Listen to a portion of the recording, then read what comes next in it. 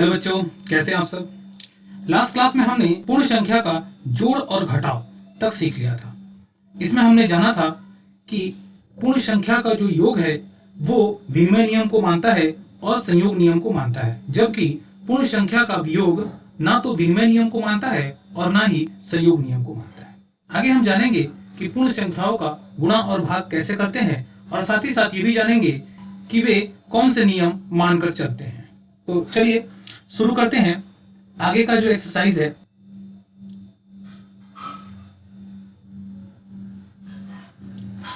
तो यहां से देखिए गुणा स्टार्ट हो रहा है। गुणा में यहां पर लिखा हुआ है कि 8 गुणे 5, ठीक है, और फिर से लिखा हुआ है 5 गुणे 8। मतलब कि हमने जब योग का नियम पढ़ा था तो उसमें देखा था कि जब एक्सचेंज हो रहा है यानी कि विनिमय हो रहा है, यानी कि जब हम जो दो संख्याएं हैं उनका स्थान बदल देते हैं तो वैल्यू अगर दोनों साइड में बराबर रहता है तो हम ये मानकर चलते हैं कि वो विनिमय नियम को मानकर चल रहा है। देखिए यहाँ पर 8 गुणे 5 कितना होगा, 8 5 40, 40 हो गया, इक्वल टू इधर में 5 गुणे 8 5 8 40। तो देखिए दोनों साइड बराबर हो गया। जब हम यहाँ पर दोनों का स्थान को बदले फिर भी दोनों का वैल्यू में कोई फर्क नहीं आया। इसका मतलब ये हुआ कि गुणा भी जोड़ की तरह विनिमय नियम को मानकर चलता है, ठीक है। तो ये यहाँ पर एक नियम को बतलाना था, इसलिए मैंने ये लाइन पढ़ा और आप लोग को ये समझाया कि ए और बी दो पूर्ण संख्या है और ए बी से गुणा करो या बी ए से गुणा करो तो दोनों का वैल्यू बराबर ही होगा। इस प्रकार पूर्ण संख्या का गुणा विनिमय नियम मानकर चलता है या होता है या मानता है, ठीक है। तो ये नोट कर लीजिएगा आप लोग। आगे बढ़ते हैं। आगे ये सब खुद का ये सब प्रैक्टिस करिएगा, जिसे आपके लिए जानना जरूरी होगा वो सब मैं जरूर आपको बतलाऊंगा, ठीक है। तो अब हम यहां पर आ गए हैं स्वयं करें 4.3 में। स्वयं करें 4.3, इसमें देखिए क्या कहा जा रहा है। सवाल नंबर 1 में 6 गुणे विदिन ब्रैकेट -8 इक्वल टू, फिर से यहां पर इक्वल टू दिया है और फिर -48।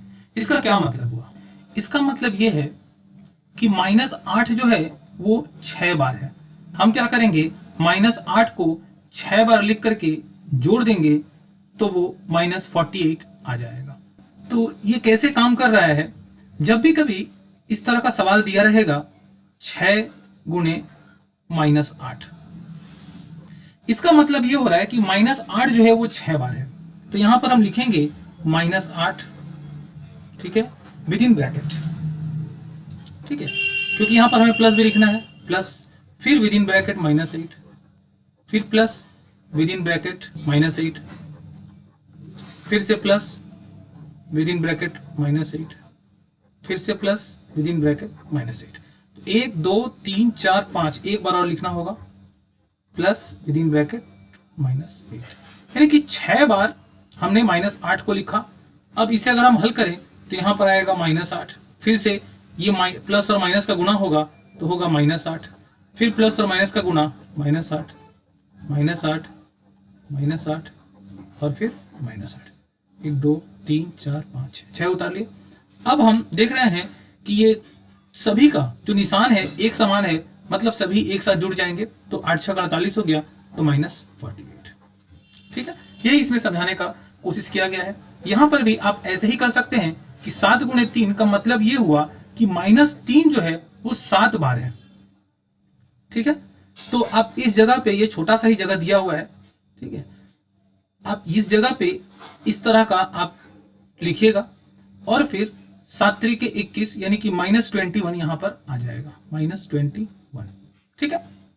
फिर 9 इंटू -12, तो -12 जो है वो 9 बार है। आप इस तरह से -12 को 9 बार लिखिएगा और लिख करके जब जोड़िएगा इस जगह पे इसको इस तरह से फैला करके लिखना है और फिर सबको जोड़ करके जब लिखेंगे तो यहां पर आ जाएगा, माइनस में ही आएगा, -108, 108, 12 9 108, ठीक है।